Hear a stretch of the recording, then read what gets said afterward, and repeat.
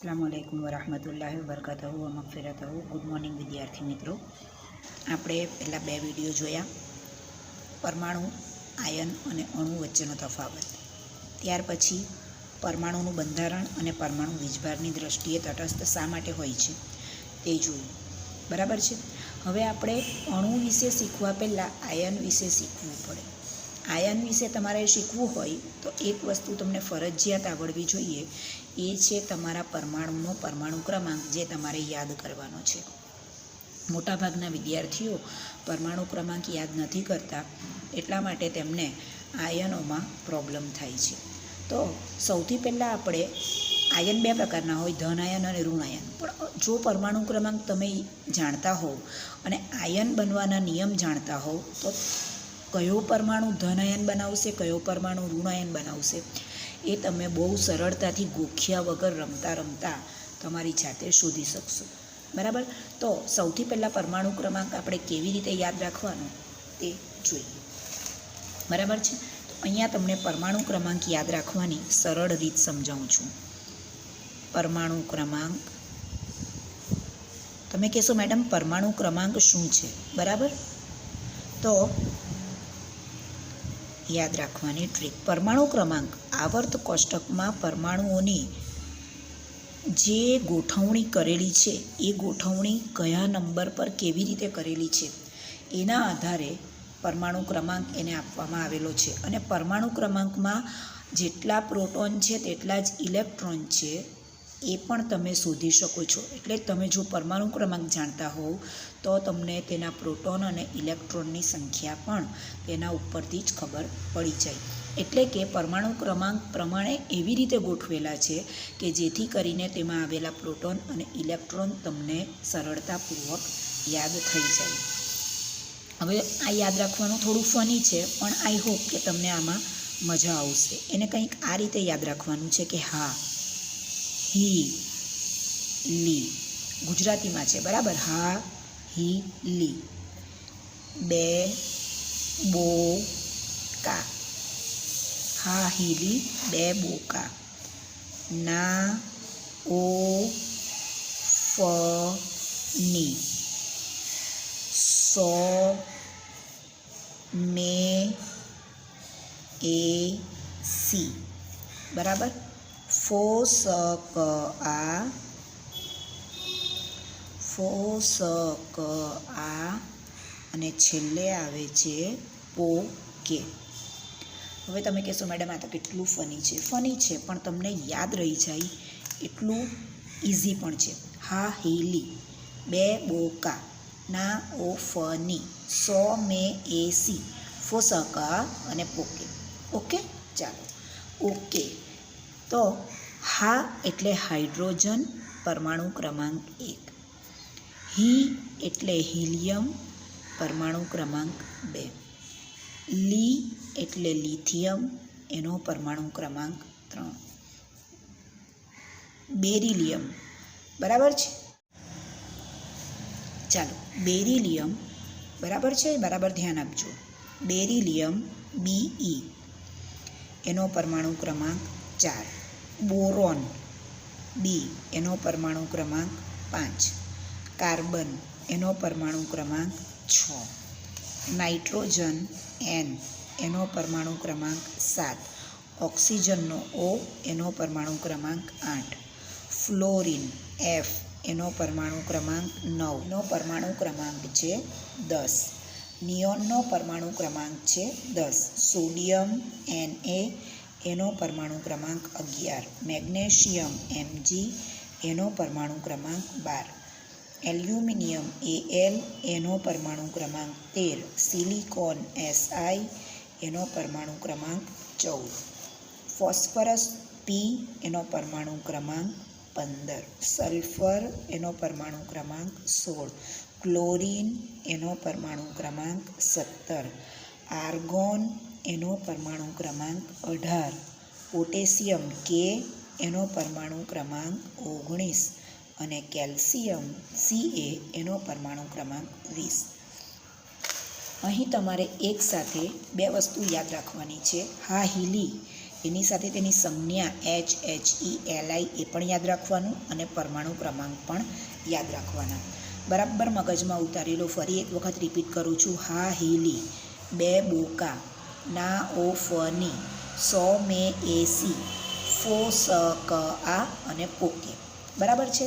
હાઇડ્રોજનનો પરમાણુ ક્રમાંક 1 એટલે એમાં 1 પ્રોટોન 1 ઇલેક્ટ્રોન. હિલિયમ He, 2 પરમાણુ ક્રમાંક એટલે 2 પ્રોટોન 2 ઇલેક્ટ્રોન. લિથિયમ Li, પરમાણુ ક્રમાંક 3 એટલે 3 પ્રોટોન 3 ઇલેક્ટ્રોન. આટલું ગપચાવી જાઉં. નાઇટ્રોજન પરમાણુ ક્રમાંક 7 proton 7 electron. Oxygen 8 proton 8 electron. Silicon 14 proton 14 electron. Argon 18 proton 18 electron. Calcium. તો આ રીતે તમારે પરમાણુ ક્રમાંક યાદ રાખવાના છે અને તેના આધારે પ્રોટોન અને ઇલેક્ટ્રોનની સંખ્યા યાદ રાખવાની છે. આટલું તમને કમ્પ્લીટ યાદ હશે તો હવે તમે જે આયન બનાવવાનું શીખવાના છો એમાં ધન આયન બનશે કે ઋણ આયન એ તમને સરળતાપૂર્વક યાદ થઈ જશે. બરાબર છે. ચાલો તો હવે આપણે સૌથી પહેલાં ધન આયનની વાત કરીએ.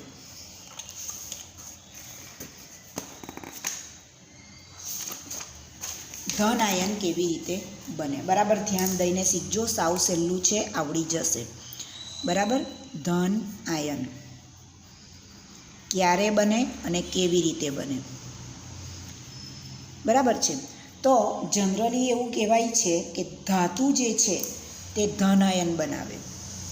બરાબર. ધન આયન કોણ બનાવે? તો કે ધાતુ હંમેશા ધન આયન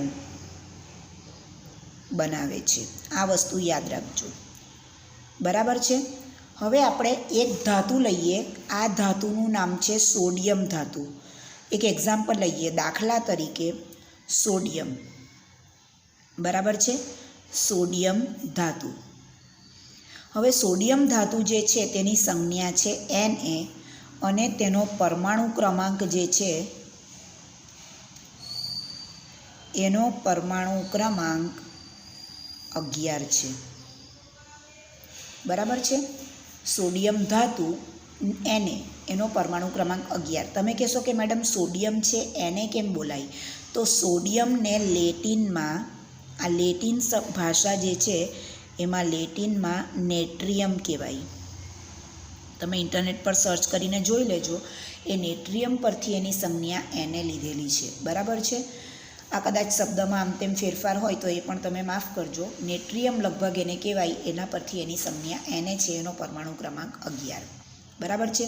તો ન યાદ રહી તો આ રીતે ગણી નાખવાનું. જો હા હીલી, 2 બોકા, ના ઓ ફની, 100 એટલે સોડિયમ. 11 નંબર પર આવ્યું એટલે સોડિયમનો પરમાણુ ક્રમાંક 11. બરાબર.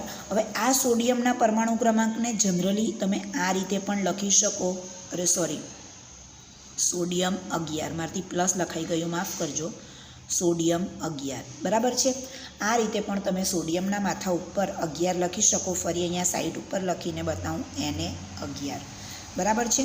હવે એની ઇલેક્ટ્રોન રચના આપણે જોવાની છે. તો એનો નિયમ તમને યાદ હોય કે પહેલી કક્ષામાં 2 ઇલેક્ટ્રોન, બીજી કક્ષામાં 8 ઇલેક્ટ્રોન અને છેલ્લે એક વધ્યો તે ત્રીજી કક્ષામાં જશે. 2 8 1 આ તેની ઇલેક્ટ્રોન રચના થઈ.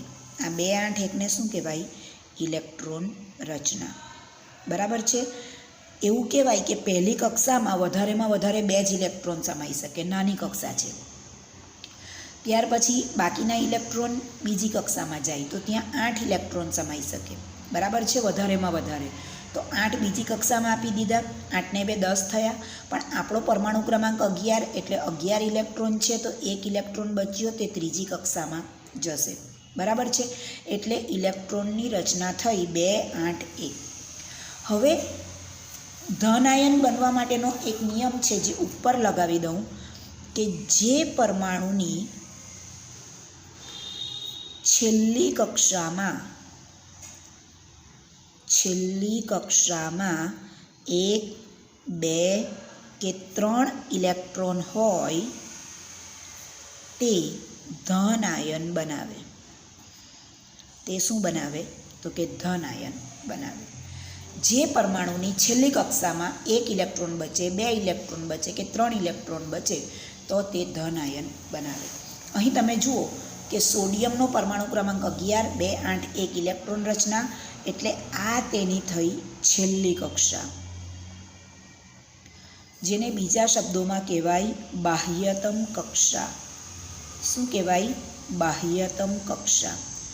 એમાં 1 ઇલેક્ટ્રોન બચ્યો. હવે કહે છે 1 ઇલેક્ટ્રોનને સાચવીને શું કરું? કોઈને જોઈએ છે તો આપી દઉં. બરાબર છે? તો એ આપવા માંગે અને તે આપશે. બરાબર? એ કોઈને આપવા માંગે છે. હવે જ્યારે સોડિયમ 1 ઇલેક્ટ્રોન બીજાને આપી દે તો તે સોડિયમ ધન આયન બનાવે. જુઓ, આ સોડિયમ 11, બરાબર, એ 1 ઇલેક્ટ્રોન બીજાને આપી દે ત્યારે સોડિયમ +1 બની જાય અને છેલ્લે 1 ઇલેક્ટ્રોન બીજાને આપ્યું એ રીતે એને દર્શાવાય. તો આ છે સોડિયમનો પરમાણુ, આ છે સોડિયમ પરમાણુ અને આ છે સોડિયમ ધન આયન. આને કહેવાય સોડિયમ ધન આયન, એટલે કે આયન બની ગયો અને 1 ઇલેક્ટ્રોન એણે બીજાને આપી દીધો. બરાબર છે? આપ્યો એમ કહેવાય, દાન કર્યો, જે શબ્દો બોલો તે રીતે. પણ છોકરા લોકોને એ જ ખબર નહીં પડે કે આના માથા પર +1 આવ્યો કેવી રીતે. એ સમજાવવા માટેની એકદમ સરળમાં સરળ ટેકનિક મારી પાસે છે, જે હું તમને બતાવું છું. બરાબર ધ્યાન આપીને જોજો.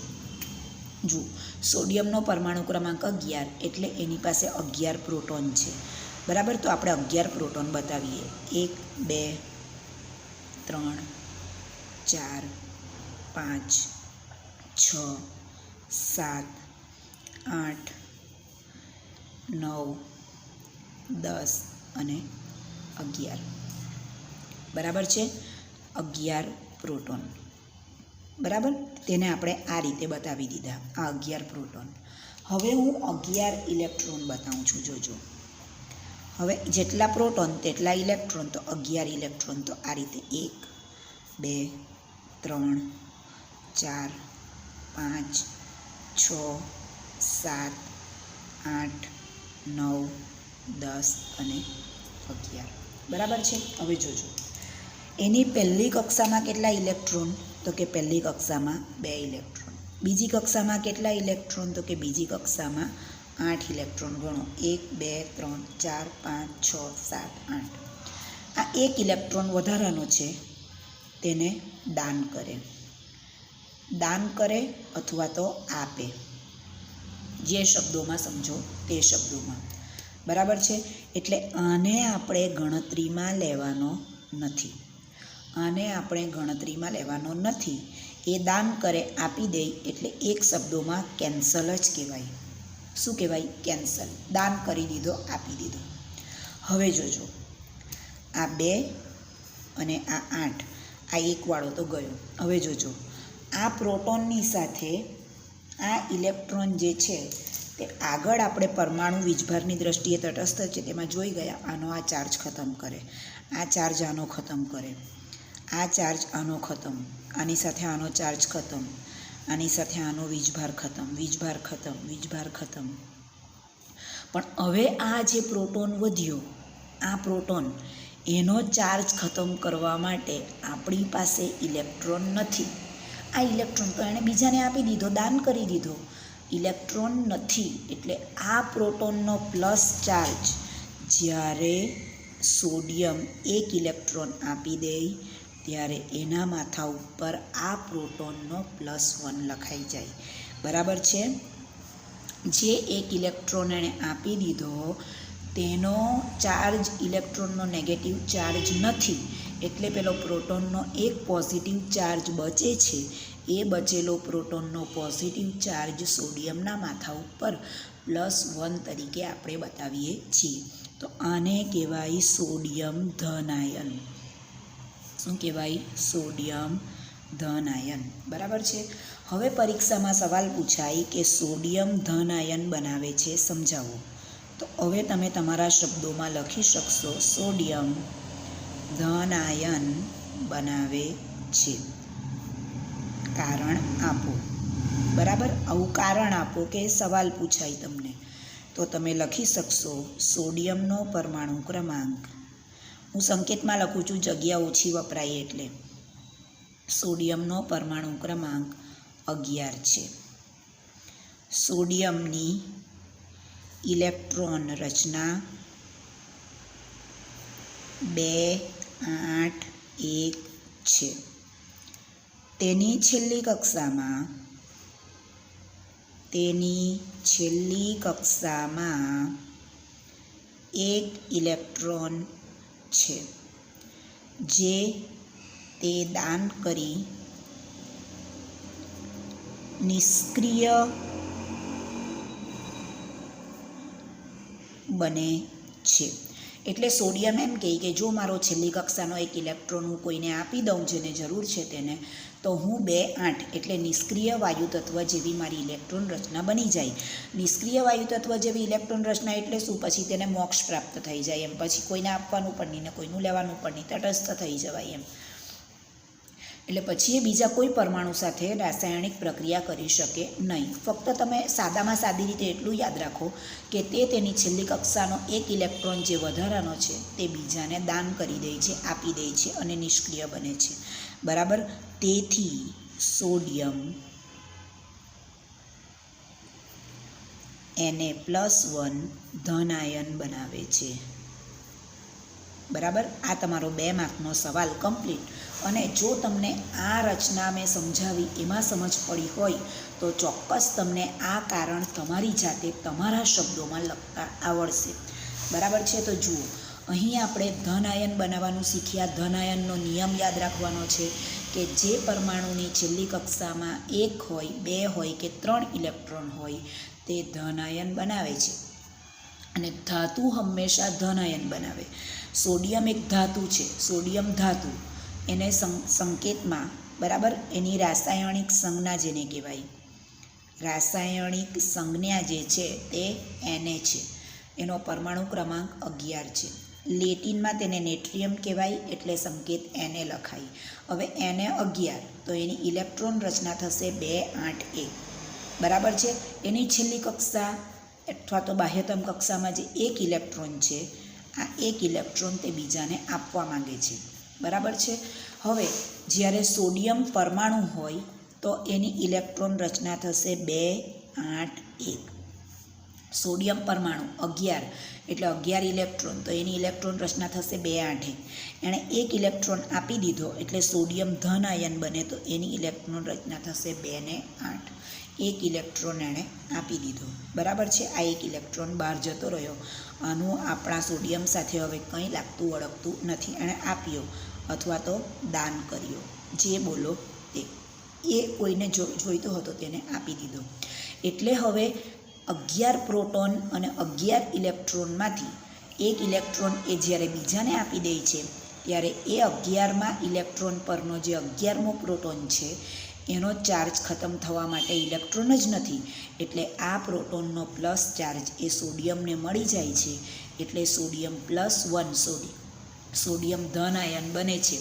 આમ સોડિયમ ધન આયન બનાવે છે તેનું કારણ અહીં મેં જે લખીને બતાવ્યું એ પ્રમાણે તમે સમજી શકશો. આઈ હોપ કે તમને આ વિડીયોમાં સમજ પડી હશે. હવે પછી તમને બીજા ધન આયન બનાવવા માટેના 2 એક્ઝામ્પલ આપીશ. બરાબર. ત્યાં સુધી આપણે અટકીએ. બરાબર. પ્રેક્ટિસ કરજો, ધ્યાન રાખજો. વિડીયો જોવા માટે તમારો આભાર. ન સમજ પડે તો પૂછજો. Okay, by.